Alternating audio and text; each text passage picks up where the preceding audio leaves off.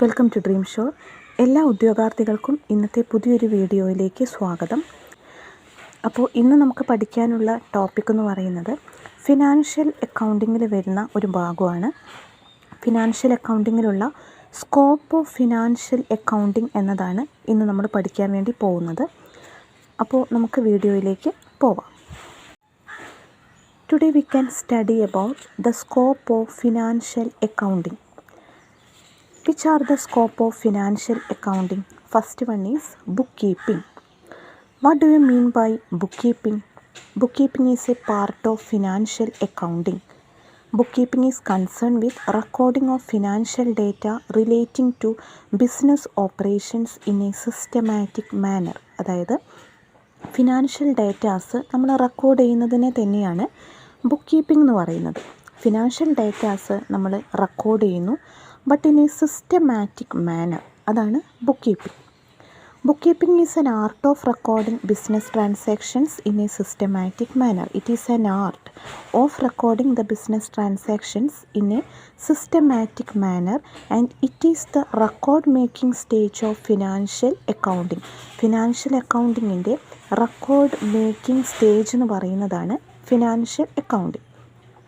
Financial transactions are first entered in journal, then these transactions are transferred to ledger. അല്ലേ, ആദ്യം നമ്മൾ journal prepare ചെയ്യും, അതിനുശേഷം ഈ അക്കൗണ്ട്സ് എല്ലാം നമ്മൾ ലെഡ്ജറിലേക്ക് പോസ്റ്റ് ചെയ്യും, പിന്നെയാണ് നമ്മൾ ബാലൻസ് ഷീറ്റും ഒക്കെ ഉണ്ടാക്കുന്നത്. അല്ലേ, അപ്പോൾ ബുക്ക് കീപ്പിംഗ് ആണ് എല്ലാത്തിൻ്റെയും സ്റ്റാർട്ടിങ്. ബുക്ക് കീപ്പിംഗ് എന്ന് പറഞ്ഞാൽ it is a part of financial accounting ആണ്. Second one, financial statement. Financial statement എന്ന് പറഞ്ഞിട്ടുണ്ടെങ്കിൽ ഫിനാൻഷ്യൽ അക്കൗണ്ടിങ്ങിൽ നമ്മളിപ്പോൾ കഴിഞ്ഞ ക്ലാസ്സിലും ഒക്കെ നമ്മൾ പറഞ്ഞിട്ടുണ്ട്. ഫിനാൻഷ്യൽ സ്റ്റേറ്റ്മെൻറ്റ് എന്ന് പറയുമ്പം അവിടെ profit and loss account, trading account and balance sheet, അതൊക്കെയാണ് ഫിനാൻഷ്യൽ സ്റ്റേറ്റ്മെൻറ്റിൽ മെയിനായിട്ട് വരുന്നത്. And the financial statement will help a firm to find out the financial position of the firm. Income statement is prepared to find out the result of, that is the profit and loss of operation, and balance sheet is prepared to find out the financial position of the business. ഇതെല്ലാം financial സ്റ്റേറ്റ്മെൻറ്റിൽ വരുന്നതാണ്. Then analysis and interpretation of financial statement. After preparation of the financial statement, we should analyze and interpret this statement in order to find out whether there is profit or not. Profit ആണോ loss ആണോ എന്ന് മനസ്സിലാക്കണമെങ്കിൽ നമ്മൾ ഈ financial statement evaluate ചെയ്യണം. The financial statement is in their crude form contain only limited information. They do not reveal important conclusions such as efficiency of management, strength and weakness of firm, etc. അപ്പോൾ ഈ കാര്യങ്ങളൊന്നും നമുക്ക് മനസ്സിലാക്കാൻ പറ്റില്ല. ഒരു financial statement നോക്കുമ്പോൾ ഒരു മാനേജ്മെൻറ്റിൻ്റെ എഫിഷ്യൻസി, സ്ട്രെങ്ത് ആൻഡ് വീക്ക്നെസ് ഒന്നും നമുക്ക് ഐഡൻറ്റിഫൈ ചെയ്യാൻ പറ്റില്ല. അപ്പം in order to get more information after analysis of financial statement conclusions are drawn. നമ്മളിതിൻ്റെ ബേസിസിൽ കൺക്ലൂഷൻ ഫോം ചെയ്യും, അല്ലേ. അപ്പോൾ അതിനെയാണ് നമ്മൾ ഇൻ്റർപ്രറ്റേഷൻ ഓഫ് ഫിനാൻഷ്യൽ സ്റ്റേറ്റ്മെൻറ്റ് എന്ന് പറയുന്നത്. ഒരു ഫിനാൻഷ്യൽ സ്റ്റേറ്റ്മെൻറ്റ് പ്രിപ്പയർ ചെയ്തതിന് ശേഷം നമ്മളതിൻ്റെ കൺക്ലൂഷൻസ് ഉണ്ടാക്കുന്നതിനെയാണ് ഇൻ്റർപ്രറ്റേഷൻ ഓഫ് ഫിനാൻഷ്യൽ സ്റ്റേറ്റ്മെൻറ്റ് എന്ന് പറയുന്നത്. ദെൻ ഫിനാൻഷ്യൽ റിപ്പോർട്ടിംഗ് എന്ന് പറയുമ്പോൾ providing information to external users ആണ്. The ultimate objective of financial accounting is to provide information to internal users and external users for decision making purpose. അല്ലേ, അപ്പോൾ after preparation of the financial statement for taking various decisions, these informations are transferred to various parties outside the organization for taking various decision. ഇതിനെയാണ് financial reporting എന്ന് പറയുന്നത്. The next one is segment reporting. Segment reporting refers to the reporting of financial information in relation to different business activities of the firm.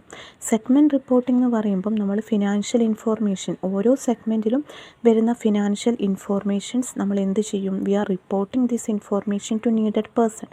These activities are classified as business segment or geographical segment. These are classified into two. These are segment, business segment ആയിട്ടും geographical segment എന്ന് പറഞ്ഞിട്ടും നമ്മൾ രണ്ടായിട്ടാണ് classify ചെയ്തിട്ടുള്ളത്. The purpose of such classification and reporting is disclose all relevant facts about different activities or segment of the business. ഒരു ബിസിനസ്സിൻ്റെ different categories, different activities ആണ് നമ്മൾ ഈ സെഗ്മെൻറ്റിലൂടെ മനസ്സിലാക്കാൻ പറ്റുന്നത്. അപ്പോൾ ഓരോ സെഗ്മെൻറ്റിലും എന്തൊക്കെ ആക്ടിവിറ്റീസാണ് വരുന്നത് അത് ഐഡൻറ്റിഫൈ ചെയ്യുന്നു, അതിനുശേഷം നമ്മളത് റിപ്പോർട്ട് ചെയ്യുന്നു. Then accounting principles.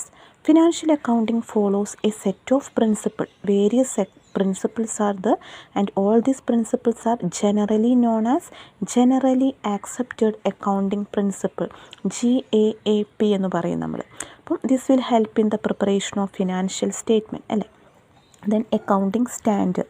The preparation of presentation of reporting financial accounts have to be done according to certain standard. These standards are known as accounting standards. അക്കൗണ്ടിങ്ങിൽ നമ്മൾ ഒരുപാട് സ്റ്റാൻഡേർഡ് യൂസ് ചെയ്യുന്നുണ്ട് അല്ലേ.